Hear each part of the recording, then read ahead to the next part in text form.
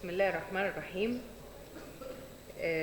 First, I'd like to thank GSK for inviting me to co-chair this session with Professor Samiha Ashmawi, my dearest friend, and to participate in the bronchology meeting. And I hope it's a successful meeting. I hope it will be successful till the end of the days of the conference. It's a great pleasure to call Professor Adel Khattab to address a very important title, which is the real picture of COPD in Egypt, where we stand. And this is very important because actually COPD is a real problem in our community. Professor Adel. Bismillah ar-Rahman ar-Rahim.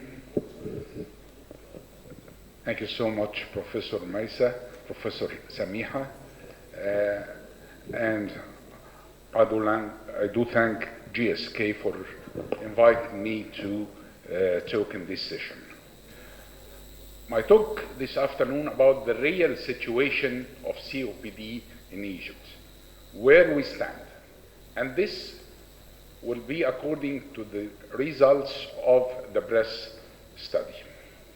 COPD affects between 5 to 13% of the population worldwide, causing deaths of around 3 million people every year, and is expected to become the fourth leading cause of death worldwide. But unfortunately will be the third leading cause of death in middle-income countries in 2030. Both morbidity and mortality of COPD is expected to rise in the MENA region. By MENA region, I mean the Middle East and North Africa region over the future decades. Primarily because increased prevalence of smoking compared to other regions in the world. Also due to the widespread use of biomass fuel to cook indoor, seasonal air pollution, water pipe use also contribute to COPD in our region, the MENA region. The problem is that data was either unavailable or scarce, thereby leading to lack of awareness about the COPD burden. The breast study was an observational cross-sectional epidemiology study in chronic obstructive pulmonary disease in the MENA region. It was conducted in 11 countries: Algeria, Egypt in alphabetical order, Jordan, Lebanon, Morocco, Pakistan, Saudi Arabia, Syria, Tunisia, Turkey, and United Arab Emirates.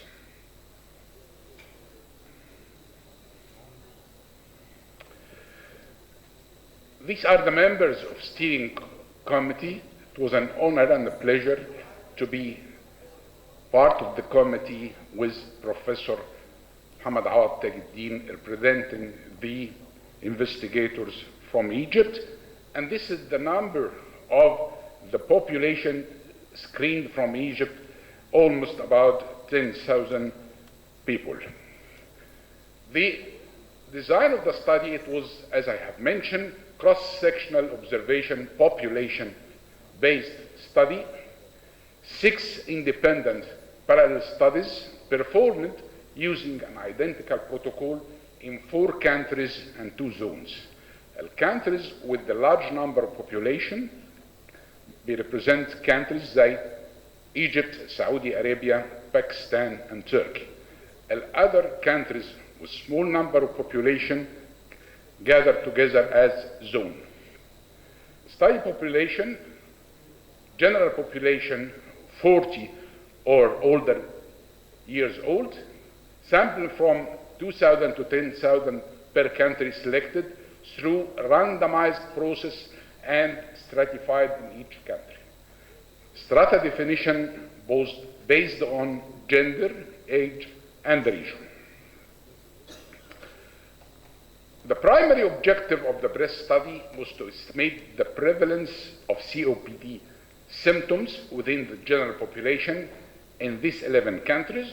Secondary objective, document the risk factors, characteristics of this population, describe the management and the burden of the disease in each country, and most importantly, to estimate the resource consumption. How did we define the disease in breast study? Criteria 1 and criteria 2. In criteria 1, either diagnostic criteria, patients already or the population already have a definite diagnosis with COPD, emphysema, or chronic bronchitis, or he has presenting symptoms that fulfill the definition of chronic bronchitis with this. And together with lifetime smoking exposure of 10 or more packs per year. This is the screening phase out from about more than 457. This is the generated numbers, first by phone calls. The screening questionnaire included more than 62,000 population with the response rate 74.2%, which is a higher response rate. The results. First, the prevalence of smoking in this area was 31.6. We are talking about Egypt. Let me remind you that the population over 40, and they have symptoms suggestive of COPD or already diagnosed as COPD. In Egypt, the prevalence of smoking 30.2%. Most of the smokers smoking cigarettes, with a small percentage smoking hubble bubble and smaller percentage on both. In Egypt, the prevalence of the male to female, 56% males against 9% females, and this is accepted that the prevalence of smoking in Egypt is still much common in males rather than females. The prevalence of COPD in Egypt, according to the definition in the 10,000 population, was 3.5%, and it's similar to the prevalence in the total population in this study, 3.6%. In Jordan and Lebanon, more than 5%, and this is due to high prevalence of smoking in these countries. Come to see the problem, our problem in the region for the diagnosis and treatment of COPD. Only overall, less than 1/3 of the patients receive diagnosis, and also less than 1/3 of the patient had their lung function tested, and accordingly, less than 30% of the patients received specific treatments for COPD. This is overall. What about Egypt? In Egypt, 30% diagnosed, about 27% have lung function, their lung function tested, but more than 50% received treatments for COPD. You know, of course, with the new definition of COPD, acute exacerbation plays a role in classifying the risk factors. In Egypt, the acute exacerbation about 43% per year. This is the distribution of specific respiratory treatment. In Egypt, about 95% of COPD patients receive bronchodilators, and comparing this with other countries, we are higher than Jordan, Saudi Arabia, Lebanon, of course higher than Morocco and Turkey. More patients, more Egyptian COPD patients in this study receiving bronchodilator, with a smaller number, about 20% receiving corticosteroids and less than 5% receiving both bronchodilator and corticosteroids. The problem is that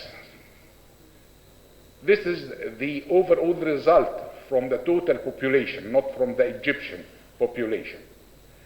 In our area, the Middle East and North Africa, do we follow the guidelines in the treatment given to the patients? The answer is big no. Even in the high risk, the D class, in this area, only 6.4% received treatment according to the GOLD guidelines. This will show you the treatment also. This is the overall results from the population, not only from Egypt. Respiratory treatments in 35%, specific respiratory treatment less than 25%, bronchodilator less than 24%, ICS 7.7%, combination bronchodilator ICS 6.4%, oxygen therapy 3.6%, physician consultation about 80%, hospitalization per year 28%, emergency visit 24%. This results not only from Egypt, but this is the total population of this study. The most alarming results are here. The hospitalization and the emergency room visits, if we compare the patients in the very mild and the early COPD in group A compared with the late and high risk group in group D, there is 6 times more frequent hospitalization and 10 times more exacerbation comparing D with A. And this is alarming figures, because if we treat the patients, our COPD patient, very early, the burden in the resources, the ER visit and hospitalization will be less. Also, COPD associated with high morbidity and significant disability. More than half of the patients in class D, this is the overall results from all the group, not the Egyptian. More than 50% in class D gold have, more of the patients are in class D. More than half of the patients are in the class D, and about 30% of the patients are out of the work by their respiratory problem. 50% of the patients which are still in employment reported impact of the disease on their work, and 50% report comorbidities. And the highest comorbidities in this population group, 32% were cardiovascular morbidities. Between 1 and 2/3 of the patients report limitation of their activities. Another alarming figure here, when we asked about how frequent did the COPD patients, population of COPD patients in this study asked for physician consultation in the last year.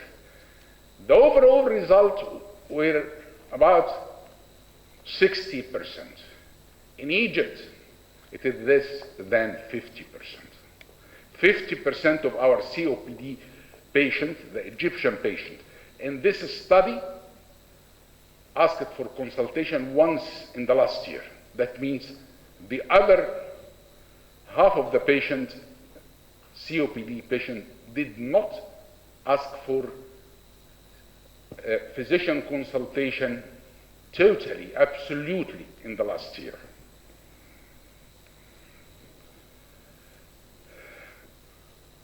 What kind of physician did our patients, COPD patients, ask?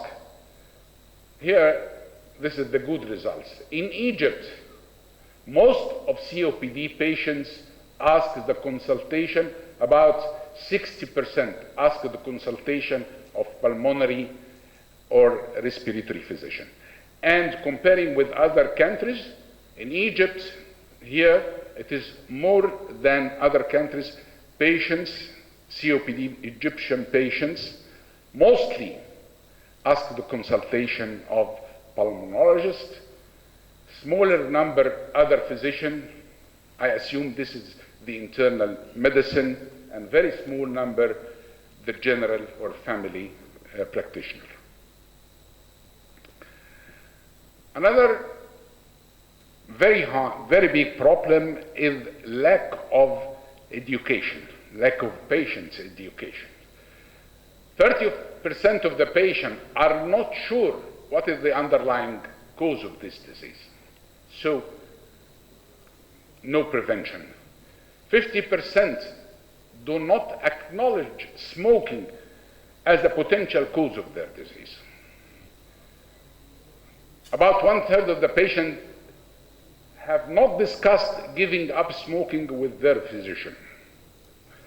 We stress in our visits or consultation on pharmacotherapy, and maybe we didn't stress that smoking is the main cause of this disease, and even when we do that, we didn't push our patient to give up smoking. More than 40% of the patients believe that there is no effective treatment for their disease. 95% said that they are in need, they are in massive need of better education. Also, this figure is the total results of the men and not from the Egyptian population. So, the 7 key points from the breast study. In total in the area, 13 million people have COPD in the Middle East, North Africa region. In Egypt, we said that the population diagnosed or have symptoms confirming diagnosis of COPD, only 3.5%. But please, take care. There's about 10% possible COPD population with symptoms and they are not diagnosed yet. And please remember that the prevalence of smoking in Egypt is about 31%. So the only 3.5 diagnosed are the tip of the iceberg. But still we have patients waiting to be diagnosed, and still there are smokers which will go to be under the umbrella of COPD. It's not only 3.5% because the diagnoses were strict in this study. This is the burden of smoking and increased growing number of smoking, both the cigarette and water pipe. And it is shameful that in our area, less than one-third of the patients diagnosed, less than one-third of the patients go for pulmonary function, while it is the main tool to diagnose COPD. That's why the prevalence is low, and only another one-third of the patients receive specific treatment. Poor compliance with the gold line will increase and put a high burden on the health care, increase in ER visits, hospitalization, and consultation. In this area, in the 11 countries in the MENA region, there is 1,000 consultation, 120 emergency visits, and 175 hospitalization per hour attributed to that disease. This is the burden of the disease. Most of the patients, or large percentage of the patient, even with the mild and moderate degree of the disease, kept out from work, and even those who are still in work, there's limitation in the work, missing days in the work, and missing word of other household members. Another burden, there is high association with morbidity and significant disability. More than 35% cannot perform the family activity, about 40% dysfunction in the sexual life, about another 40% cannot perform the housekeeping care. Also, more than 40% have problems during sleeping.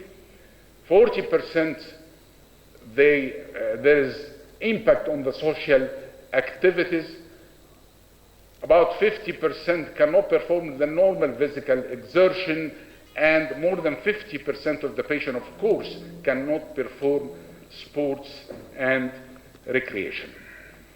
Lastly, and the most important, the patient education. Only 50% of the patients COPD in this study, the total results in the 11 countries, couldn't realize that smoking have impact or the main cause of this disease. And that's why still many of them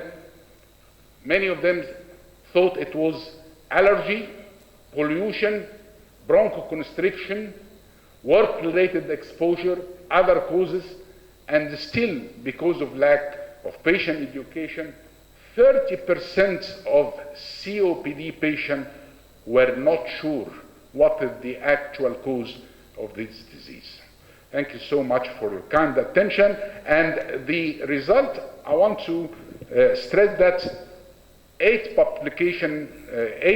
publications from this study already issued in a prestigious journal. You can find it on the internet in the Supplement of Respiratory Medicine, volume 106, supplement 2, December last year.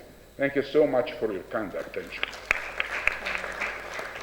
Thank you very much, Professor Adel Khattab, for this elegant presentation.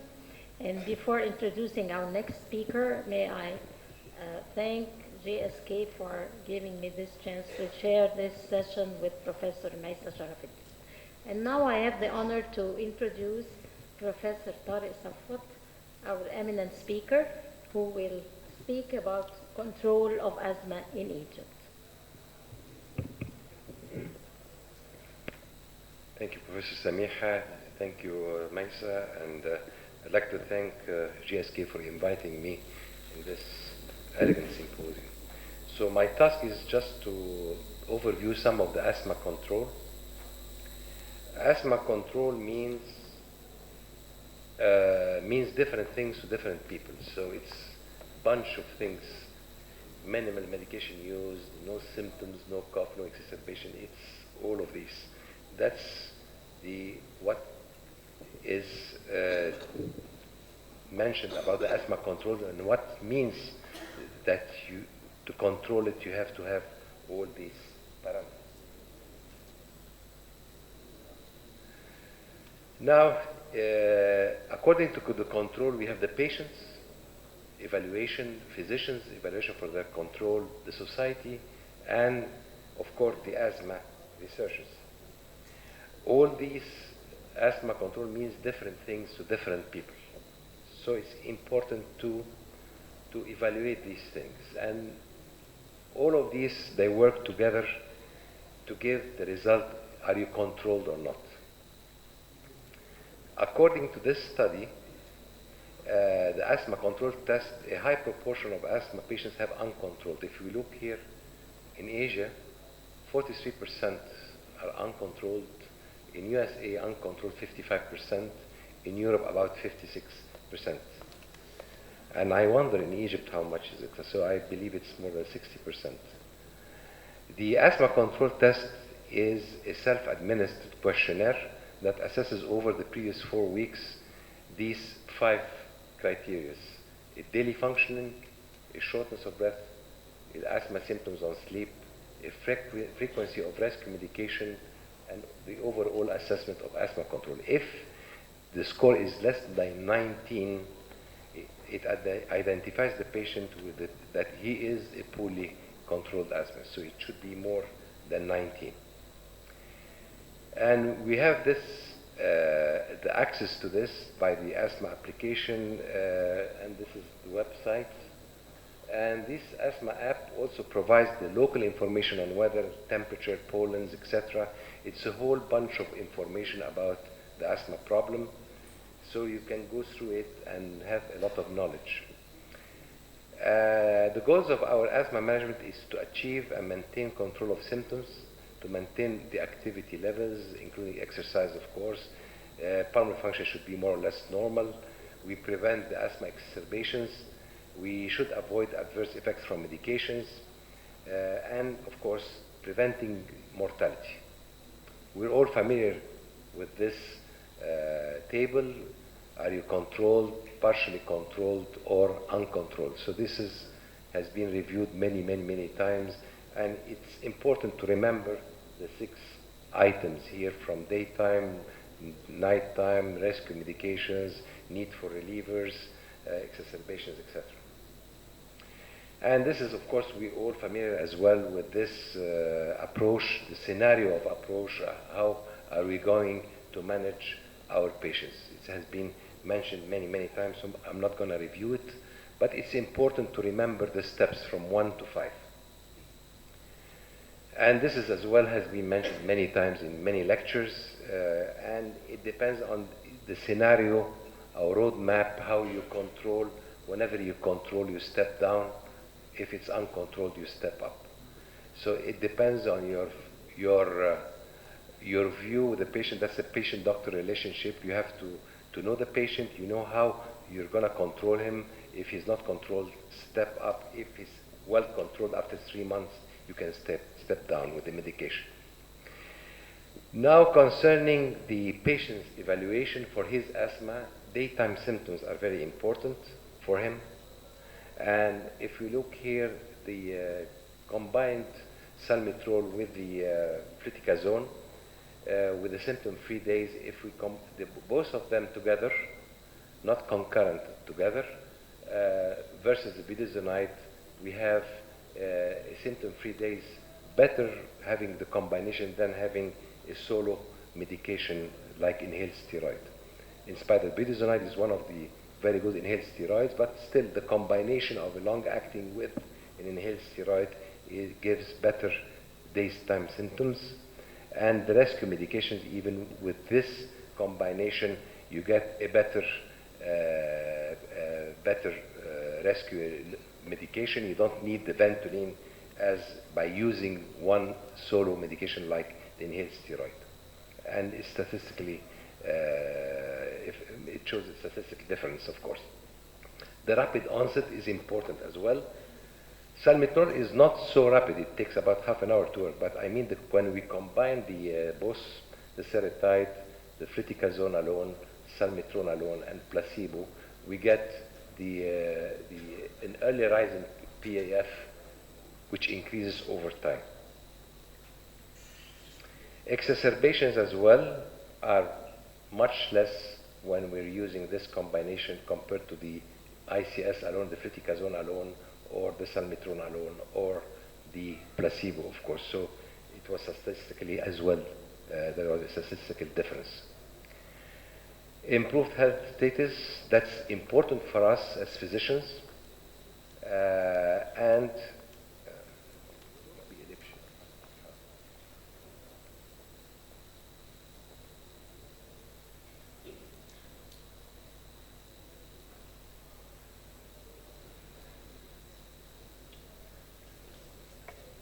technology.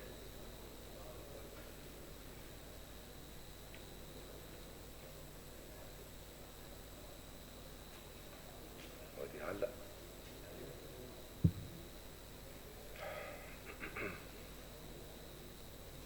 لو عملته على اسكيب وبعدين ما يفشلش.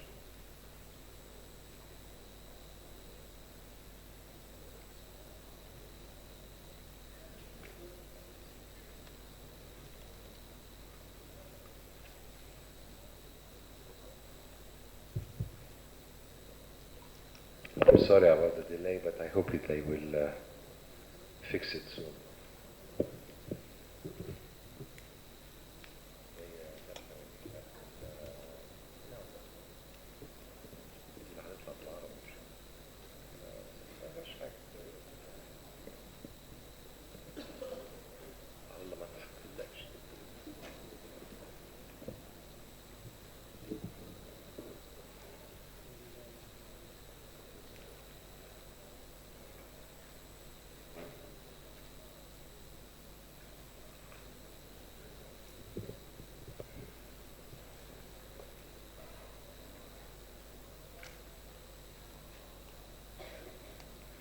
So for the physicians, it's important that the patient is well controlled and his health status would be okay. And with the combination, of course, we find that it's the combination is better with the health status improvement by combining both than giving the steroid alone. Concerning the PAF changes with seretide 50/100 and budesonide 400 in mild asthma, the same thing here. We find that the PAF is better with a statistical difference compared to the inhaled steroid alone. The FEV1, same thing. It's better to have the combination. And the best fit in mild to moderate disease by giving the salmeterol fluticasone versus the increased dose of cortisone. If you increase, it's better to give the small dose inhaled steroid with the long acting, and it gives a better result concerning the peak flows than giving the double concentration of the inhaled steroid. The same thing as well here with the peak flow AM during run-in and treatment. The seretide gives a better result than a 500 BID or a 250 BID. So we're dropping down the inhaled steroid by combining the LABA with the inhaled steroid. So if we're saying one is better than two, the seretide versus the concurrent therapy, concurrent I mean giving the LABA first, followed a few minutes after with the other inhaler, we find that the mean PF in seretide versus the concurrent therapy, that the combination of two is better than the concurrent, one separate canister and followed by the other one. It didn't affect actually, if we're looking here, the cortisone, because we're all concerned about the serum cortisone level in the blood. It didn't affect actually the combination versus the concurrent, all of them. There have been no difference in the cortisone level, and it wasn't affected. If we were talking about the maintenance therapy in early cases, the 50/100 BID versus the 100 BID PD, the symptoms are, with the 3 days, are better with the combination of LABA with the ICS versus the inhaled steroid alone.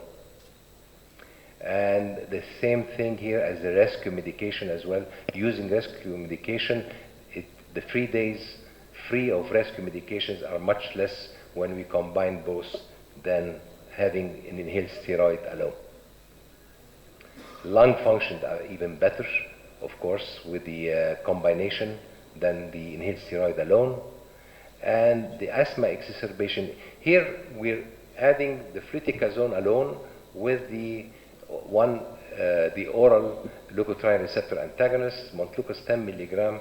And if we look at the number of patients with fewer asthma exacerbations, we find that the inhaled steroid with the LABA give less asthma exacerbations compared with the ICS with the Montelukast. So we have 6% compared to 2%.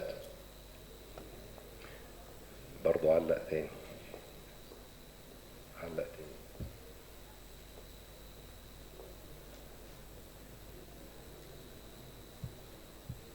Okay.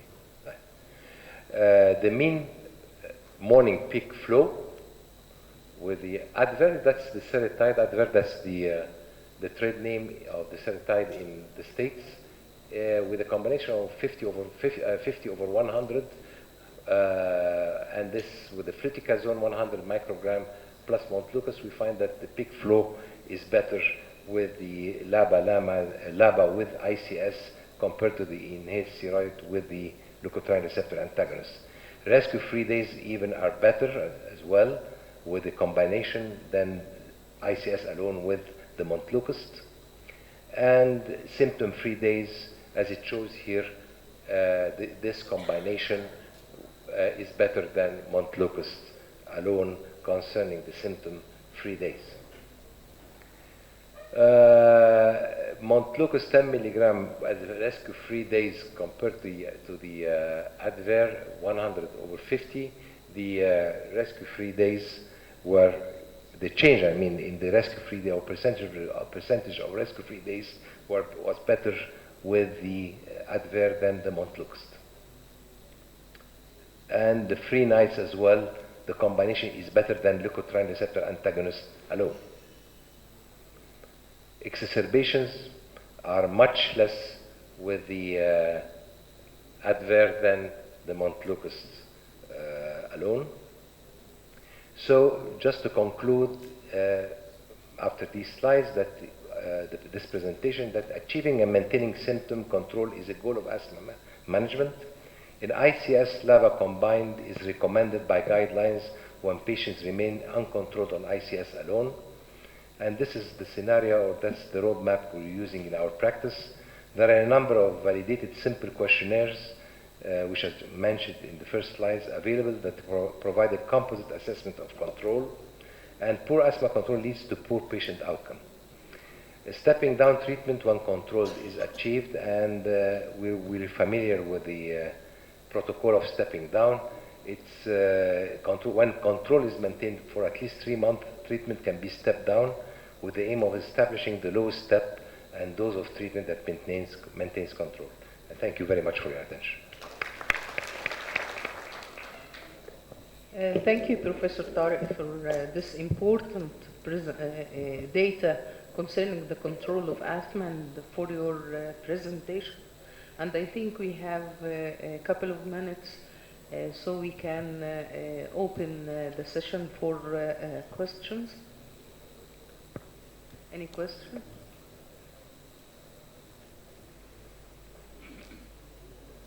Yes. Please introduce yourself. And the question is directed to Professor Adil Ortar. Okay. I'm Dr. Semra Bilal Çorul from Izmir, Turkey. I have 2 questions for each speaker. My first question is to Dr. Katab. Is it correct pronunciation, Katab? In Turkey, by the algorithm, when the COPD patient exacerbates, anytime a COPD patient exacerbates, they give systemic steroids. Yes, it's in the algorithms. What happens, COPD patients visit the hospital every 2 weeks.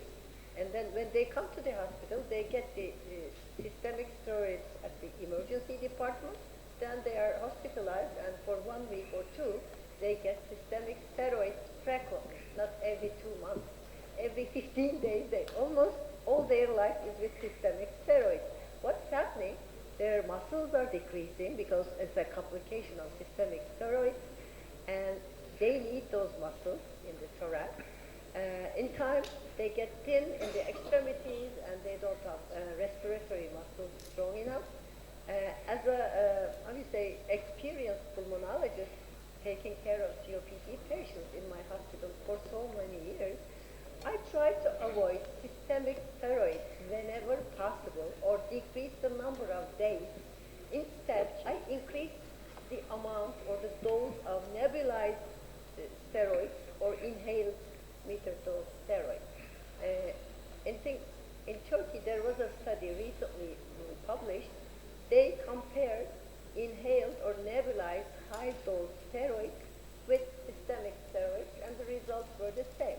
What is your opinion about this? In Turkey, it's controversial. Some people say that when there is exacerbation of COPD, you have to give at least 1 week of systemic steroids. I'm against this opinion because you have to wait. Either give it in a very short period of time or don't give it at all, increase the amount of inhaled steroids. What is the Egyptian experience? What is your experience and opinion? Thank you, Professor Samra. Professor Samra raised the issue of giving systemic steroids for the patients of COPD during acute exacerbation. And when in Turkey they give systemic steroids for a longer time, of course the patients will get the side effects of systemic steroids, especially the myopsy. Meta-analysis of using systemic steroids during acute exacerbation, it is beneficial if it is short time, not more than a week. And there is no effect on the mortality, those on systemic steroids and those without. In Egypt, we give for a short time if the patient in the hospital and he'll be discharged on already given treatment, the inhalers, the LAMA and LABA with ICS, but I think most of my colleagues here, we are with short course of systemic steroids for the hospitalized patient, because as you know, this is the severe class of COPD exacerbation. In patientry in the outpatient, the mild and the moderate, mostly we do not give corticosteroids. If there is infection, we give antibiotics. Beside the high doses of inhaled steroid, as you mentioned, and adding LABA if the patient was on LAMA only, or vice versa. If he was on LAMA, we give LABA beside LAMA and high doses ICS. So, Professor Dr. Adel, Tariq, maybe, yeah. Can I comment on that? The same question for Dr. Safar for asthma exacerbation. I want to comment on this first. It's not recommended to give systemic steroids in according to the gold definition 2011.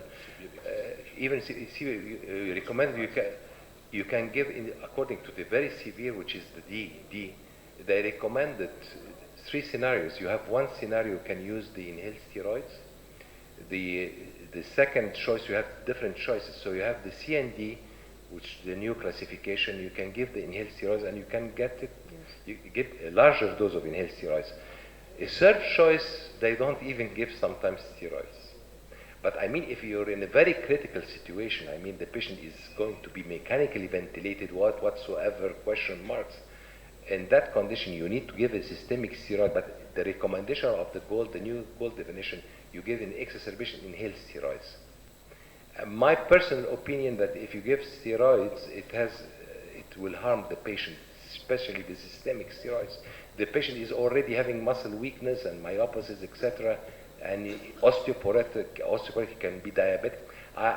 We're not pushing, and we always tell our patients, because they abuse the long-acting systemic steroids like the betamethasone, the Kinacort injection, and this is very hazardous. So we don't recommend. To hear that you share my opinion. Absolutely. And I asked the same question for asthma exacerbations to you. What do you think? Do we have to give oral or intravenous steroids for every asthma exacerbation? I mean, again, in that also we can use high-dose inhaled steroids.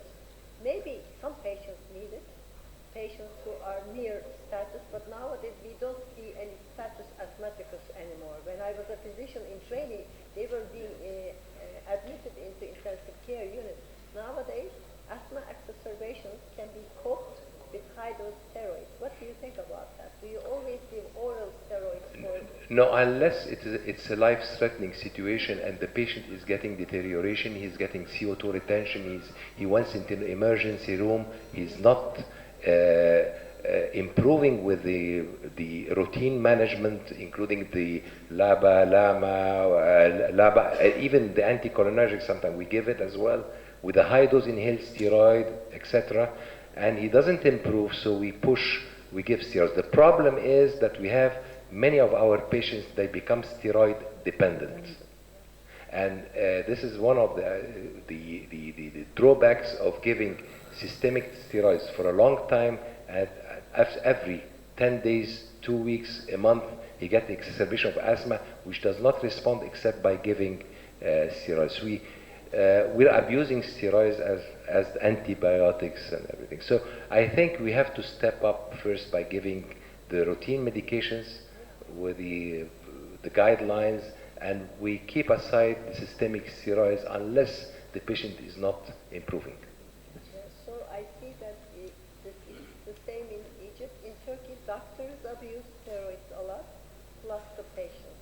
When they see some good results, they continue themselves. I mean, there should be good education from patient side and from doctor's side. It's not something general. Yes, we have to tailorize treatment for every individual patient. I also give systemic steroids to very severe asthma patients or to very severe COPD patients, but not all exacerbations. That's right. That's right. Thank you. What about nebulized steroids? In your experience, when you have a patient in an exacerbation of asthma, do you recommend steroids by inhalation through a nebulizer, not the meter dose or the dry powder inhalers? Usually in my hospital, when there is asthma exacerbation, the patient gets nebulized steroids. But I think in UK there was a study done. Nebulized steroids is not that much. We can use high dose, meter dose inhaler steroids. It's the same effect. But in my hospital, it's a traditional thing that we always give nebulized steroids when there is exacerbation.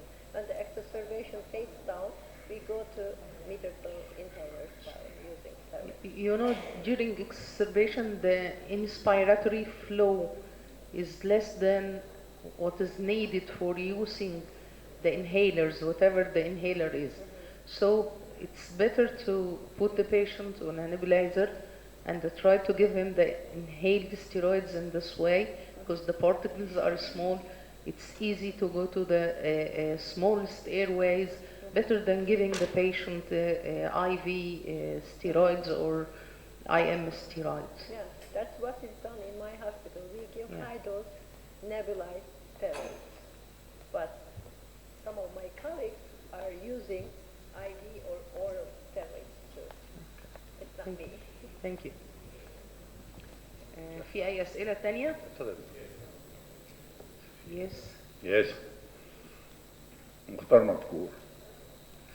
As the oldest fellow, for more than 50 years, I am trying to collect the epidemiological data of different chest diseases in Egypt.